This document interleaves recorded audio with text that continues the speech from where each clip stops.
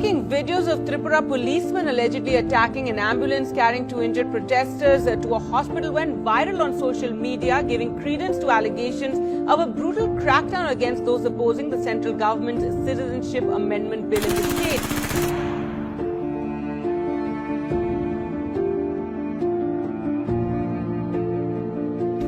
Yang pai phusrok pai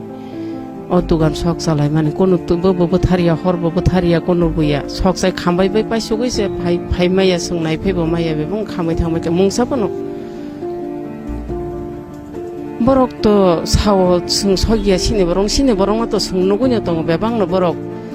guli khai beng no ka ungkoi ri hobai kai phirik bai ri hobai ka khari ma thangmai ka poriskar nogui botongo apro sine dugan kospon khaijagia ku engka borok airport sa dugan chok sa oi ingo khai engka fire service ni ingo gari borono tongo borok obo tubui bo song ko bothar paya beba khamsugoi paisuk thangai se borok khaina kusuk kre hini saw उस दिन जब गोली मारा गया तो वो गोली कोई ऑर्गेनाइजेशन को नहीं, एक तिपरासा को मारा गया। जब हमें एम्बुलेंस से निकालकर पीटा गया तो एक मैसेज भेजा गया कि तिपरासा अपने ही जमीन में आवाज उठाएगा तो उसे पीटा जाएगा। एक ऑफिसर सस्पेंड नहीं हुआ,